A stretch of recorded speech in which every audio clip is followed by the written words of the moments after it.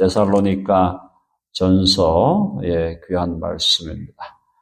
데살로니가라는 지역이 그리스의 두 지역이 있다고 그랬죠. 두 지역. 그리스의 북부가 마게도냐라고 그랬습니다. 그리스의 남부가 아가야라고. 마게도냐와 아가야라는 지역으로 크게 나눠지는데, 마게도냐의 북쪽의 대표적인 도시가 빌립보와 데살로니가. 그러니까 우리 한국식으로 표현하면은 빌립보가 신의주고 데살로니가가 평양이에요, 평양. 그렇게 이해하시면 됩니다. 신의주를 통해서 복음이 들어오고 평양에 복음이 안착된 것처럼 그리스도 마게도냐, 빌립보로 복음이 먼저 들어오고 그 다음에 데살로니가에 복음이 편만하게 되었다. 이렇게 이해하시면 되겠습니다. 자, 그래서 데살로니가 교회가 굉장히 상당히 모범적인 교회였다. 모범적인 교회고 바울이 굉장히 칭찬하는 교회였습니다. 그래서 데살로니가 교회가 어떠한 교회였나 한번 보겠습니다. 1장 8절에 보니까 주의 말씀이 7절부터 한번 볼까요? 7절에 보면 그러므로 너희가 마게도냐와 아가야에 있는 모든 믿는 자의 본이 되었느니라. 이 본이 된 교회죠. 마게도냐와 아가야, 이거 그리스 전체거든요. 그리스 전체의 모든 믿는 자의 본이 되는 교회였다. 오늘날 우리 이민교회나 한국교회에서 정말 본이 되는 교회가 어떤 교회가 있을까? 찾기 쉽지 않죠. 정말 저 교회를 우리가 본받아야 되겠다 하는 교회들이 그렇게 많지 않은데 이 시대에 데살로니가 교회가 그리스 전체를 포함했을 때에도 본이 되는 교회였다라는 겁니다. 굉장히 탁월한 성숙한 교회였다는 거죠. 주의 말씀이 8절 너희에게로부터 마게도냐와 아가야에만 들릴 뿐 아니라 귀한 거죠.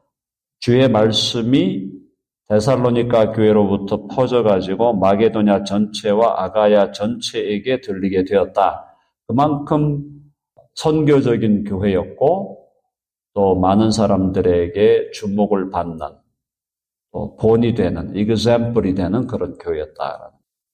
하나님을 향하는 너희 믿음의 소문이 각처에 퍼졌으므로 소문이 엄청나게 났다. 하나님을 향하는 너희 믿음의 소문, 탁월한, 견고한, 성숙한 믿음을 가진 교회였고 그 믿음을 가진 교회니까 소문이 각처에 퍼졌다라는 겁니다.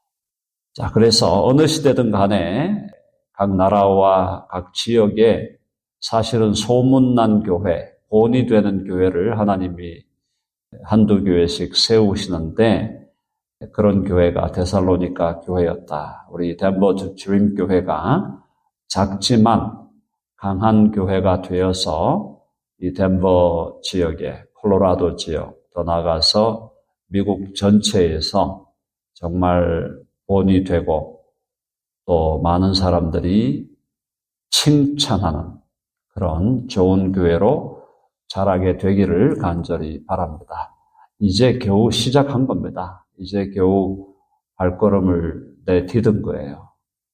교회가, 덴버 드림 교회가 정말 성숙한 교회로 가려면 한 10년은 가야 돼요. 한 10년은 가야 건강한 소문도 나고 또 건강하게 많은 사람들에게 좋은 의미로 회자되는 그런 교회가 될 수 있을 것입니다. 자, 너희 믿음의 소문이 각처에 퍼졌으므로 우리는 아무 말도 할 것이 없다. 이 아무 말도 할 것이 없다는 말은 no comment다. 그 말은 너희는 지금 잘하고 있다. 이 말이죠. 잘하고 있다. 잘하고 있기 때문에 뭐 내가 할 말이 있다면 더 잘해라. 더 잘하라고 응원하는 말 정도. 그거 외에는 너희들에게 뭐 이래라 저래라 하기가 그렇게 할 말이 별로 없다. 일종의 칭찬의 말입니다. 칭찬의 말이에요. 9절에 보니까 그들이 우리에 대하여 스스로 말하기를 우리가 어떻게 너희 가운데에 들어갔는지와 너희가 어떻게 우상을 버리고 하나님께로 돌아와서 살아계시고 참되신 하나님을 섬기는지와 이게 지금 사람들이 칭찬하는 말이죠. 칭찬하는 말, 소문이 그렇다 이 말이에요. 소문에 보니까 우리에 대하여 스스로 말하기를 우리가 어떻게 너희 가운데 들어갔는지와 데살로니가에서 상당한 핍박이 있었다 그랬죠. 바울이 데살로니가에 가서 복음을 전하려고 할 때 상당한 저항이 있었다 그랬습니다. 저항과 핍박이 있는 지역이었는데 그럼에도 불구하고 어쨌든 간에 그 저항을 뚫고 복음을 데살로니가에 전했다는 것이고 그 복음에 대한 반응으로 너희가 어떻게 우상을 버리고 이 우상들은 그때 로마 제국 시대 그리스 지역이라고 하면 우상들이 엄청나게 많잖아요. 그리스 신화에도 나오고 로마 신화에도 나오고 별의별 우상들이 많았을 거예요. 그래서 어떻게 우상을 버리고 하나님께로 돌아와서 이게 회개하는 거죠. 이게 회개입니다. 버리고 돌아오는 게 회개예요. 한번 해봅시다. 버리고 돌아오라. 버리고 돌아오는 게 회개하는 거예요. 건너갈 다리를 불질러 버려야 돼요. 건너갈 다리를 불살라 버려야 된다. 홍해를 건너듯이 홍해를 건너왔기 때문에 하나님이 홍해를 열어주지 않으면 다시 애굽으로 못 가는 거죠. 그런 식이 그게 바로 회개다. 그래. 회개라는 것은 조금 뉘우치고 이것 조금 뉘우치고 이런 게 아니고 회개라는 것은 완전히 단절하는 거다. 과거로 못 돌아가게 불을 살라버리는 겁니다. 자, 그래서 우상을 버리고 우상을 다 불질러 버리고 하나님께로 돌아오는 것, 이것이 회개다. 180도 turning around 하는 거예요. turning around. 자, 살아계시고 돌아와서 살아계시고 참되신 하나님을 섬기는지와 살아계시고 참되신 하나님이죠. 우상들은 다 죽어 있는 거죠. 우상들은 다 헛되고 거짓된 것이고 죽어 있는 것, 죽어 있다고 말하기도 어려울 정도로 아예 존재 안 하는 거죠. 비존재예요. 우상은 비존재인데 존재하는 것처럼 인간이 그렇게 assume을 하고 그렇게 상상을 하고 따르는 것뿐이지 우상은 존재 자체를 하지 않는 거잖아요. 비존재죠. 그런데 하나님은 살아계신 분이다. 존재하실 뿐 아니라 살아계신 분이다. 하나님은 존재하시고 또 살아계시고 그리고 하나님은 참되신 하나님이다. 참되시다. 하나님만이 참되신 하나님. 그런데 우리가 믿는 하나님은 결과적으로 알고 보니까 아버지와 아들과 성령 삼위일체더라는 걸 우리는 성경을 통해 깨닫게 되는 겁니다. 자, 그래서 우상을 버리고 불질러 버리고 우상으로 돌아가는 길을 불살라 버리고 완전히 단절하여 폭파해 버리고 하나님께로 돌아와서 살아계시고 참되신 하나님을 섬기는 사람들이 되었다. 그죠? 살아계시고 참되신 하나님을 섬기는 사람들이 되었다. 이게 바로 데살로니가 교회가 많은 사람들에게 많은 사람들이 갖고 있었던 데살로니가 교회에 대한 생각이고 이 생각이 그렇게 여러 가지 좋은 소문으로 퍼졌다라는 겁니다.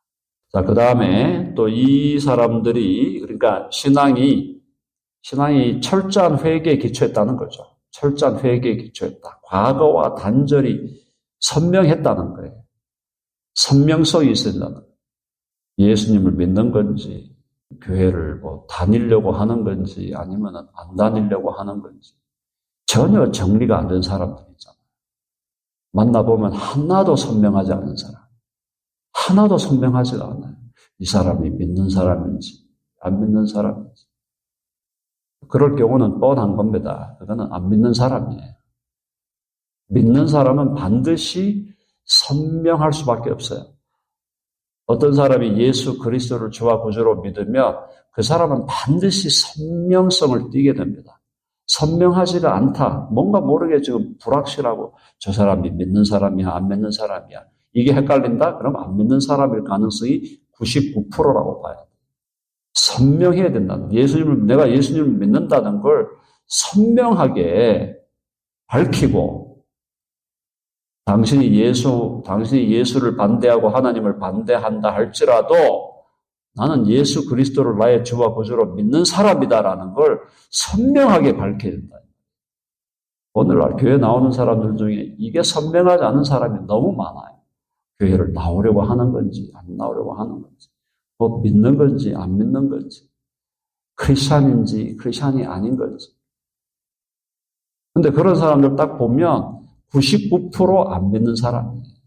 그러니까 여러분들이 믿는 사람과 안 믿는 사람을 구별하는 게 그게 그렇게 어려운 게 아니에요.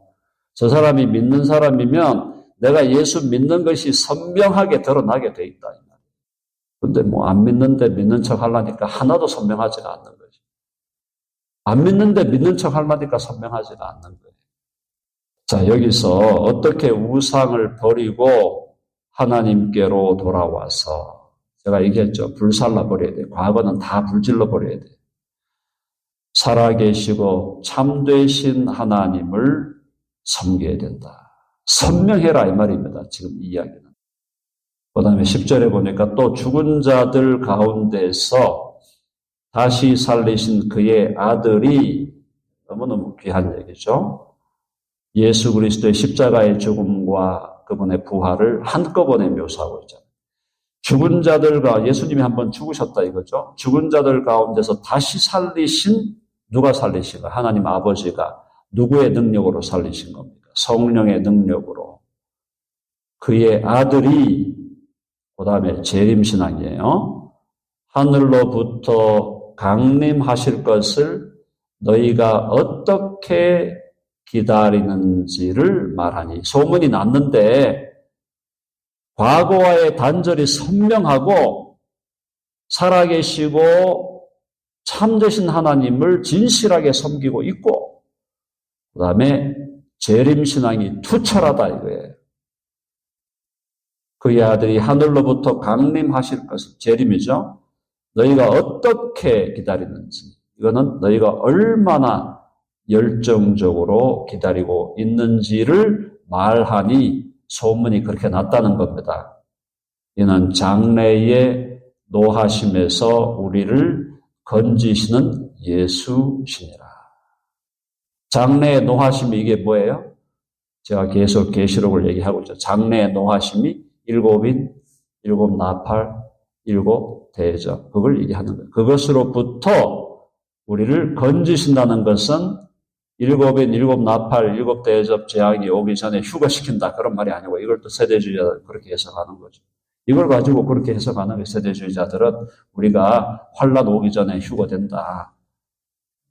그게 아니고 환란 속에서 믿지 않는 자들에 대한 하나님의 진노 속에서 우리를 보호하시고 최종적으로 일곱 대접의 심판이 쏟아질 때는, 그때는 우리를, 예수님 재림할 때니까 그때 우리를 휴거시켜서 주와 함께 공중에서 주를 영접하고 다시 같이 내려와서 천년 왕국을 이루신다, 그 얘기입니다. 자, 그래서 그의 아들이 하늘로부터 강림하실 것을 너희가 어떻게 열정적으로 기다리는가를 말하니, 예수는 누구냐? 장래의 노하심, 일곱인, 일곱 나팔, 가장 대표적인 것이 일곱 대접의 재앙에서 우리를 건지시는 예수시니라. 바울의 종말론과 요한의 종말론은 한치의 차고도 없다라는 거예요. 바울의 종말론은 A고 요한의 종말론은 B다. 성경이 그럼 그렇게 모순된다 그러면 성경 안 믿어야죠. 성경이 모순된다는데 뭘 어떻게 믿겠다는 거예요. 바울의 종말에 대한 바울의 종말론과 요한의 종말론은 똑같다. 그걸 조금 더 연장하면 예수 그리스도의 종말론과 바울의 종말론과 요한의 종말론은 똑같아야 된다는 거예요. 그게 다르다 그러면 성경 못 믿는 거죠. 그러면 예수의 종말론은 어디에 나오는 거예요? 마태복음 24장, 누가복음 21장, 마가복음 13장에 나오는 게 예수님의 종말론이에요. 그 종말론과 바울의 종말론은 여러 바울 서신에서 나오지만은 바울의 종말론이 가장 그래도 상당히 현저하게 나오는 게 바로 데살로니가 전서와 후서다. 데살로니가 전서와 후서를 통해서 바울의 종말론을 확인하고, 이것이 요한의 종말론과 일치하는구나. 이것이 예수의 종말론과 일치하는구나. 그걸 우리가 제대로 정리하는 것도 데살로니가 전서와 후서를 연구하는 목적이 될 수 있다. 결국은 핵심은 데살로니가 교회 성도들이 왜 주위에 그리스의 북방의 마게도냐와 남방의 아가야 전체에 왜 이 데살로니가 교회 사람들, 교회가 이렇게 좋은 소문이 나고 많은 사람들에게 example이 됐나? 첫째, 회개가 선명했다는 거예요. 회개가 선명해. 회개한 건지 안 한 건지. 그게 아니고 예수를 믿는 건지 안 믿는 건지. 그게 헷갈리고 보면은 도대체 저 사람이 교회를 나오려고 하는 건지 안 나오려고 하는 건지. 내가 오늘 이걸 강조하는 이유가 그런 사람이 너무 많아서 그런 거예요, 제가. 그렇게 되면 안 된다, 이 말이에요. 선명성을 띄어라, 이 말이에요. 나는 예수쟁이다. 내 목에 칼이 들어와도 나는 예수 믿고 죽는다. 이런 선명성이 있어야지. 뭐 이랬다, 저랬다. 예수 믿는 사람들 앞에 가서 믿는 척하고, 예수 안 믿는 사람들한테 앞에 가서 안 믿는 척하고, 술도 한 잔씩 하고, 뭐 믿음이 어리다 할 수도 있겠지만, 선명해라. 어떻게 우상을 버리고 하나님께로 돌아와 살아계시고 참되신 하나님을 섬기는 것이 뚜렷하게 보여야 된다는 거예요. 저 사람은 누가 뭐래도 예수 믿는 예수쟁이지. 뚜렷하고 선명하게 드러내야 된다는 거예요. 제발 이 부분에서 오늘 여기 있는 분들은 제발 그런 부분에서 선명성 떨어지는 그런 정말 비열한 짓은 하지 않기를 바라요. 나 예수 믿는 인간이야. 나 예수 믿는 인간이야. 그것 때문에 내가 살고 죽는 거야. 확실하게 하고 살아야지. 그게 뭐가 부끄럽다고. 어떤 날은 주머니에 넣어놨다가 어떤 날은 빼내갖고 보여주고. 안 믿는 게 낫다는 거예요. 그렇게 할 것 같아요. 자, 2장 1절. 형제들아 우리가 너희 가운데 들어간 것이 헛되지 않은 줄을 너희가 친히 아나니. 바울이 데살로니가에 저항과 박해가 있음에도 불구하고 가서 그래도 복음을 전했던 것이 결국은 헛되지 않았다. 그러니까 저항이 오고 박해가 온다고 피해가면 안 된다 이 말이에요. 복음을 가지고 갔으면 한 사람에게라도 전하고 와야지. 형제들아 우리가 너희 가운데 들어간 것이 헛되지 않은 줄을 너희가 친히 너희가 이미 알지 않냐? 너희 스스로 알지 않냐? 너희가 아는 바와 같이 우리가 먼저 빌립보에서 고난과 능력을 당하였으나 빌립보에 가갖고도 바울이 갇혔잖아요. 빌립보 감옥에 갇혀가지고 그 빌립보 감옥에 갇힌 사건 아시죠? 빌립보 감옥에 갇혔는데 바울과 실라가 감옥에서 막 찬양한 거예요. 감옥에서 찬양하고 찬송하니까 진동이 막 일어나면서 옥문이 막 열리고 죄수들이 다 도망가고 하는데 간수가 내가 어떻게 하여야 구원을 얻으리까 하니까 주 예수를 믿으라. 그리하면 너와 내 집이 구원을 받으리라. 그게 사도행전 16장 31절. 그게 빌립보 감옥의 상황이다. 갇힌 거예요. 그래갖고 이제 데살로니가로 또 내려오니까 데살로니가에서 또 들어가려고 하니까 또 저항이 있고 한 거예요. 자, 그래서 형제들아 우리가 너희 가운데 들어간 것이 헛되지 않은 줄을 너희가 치냐는 너희가 아는 바와 같이 우리가 먼저 빌립보에서 고난과 능력을 당하였으나 감옥 갇혔다 이 말이죠. 우리 하나님을 힘입어 많은 싸움 중에 하나님의 복음을 너희에게 전하였느니라.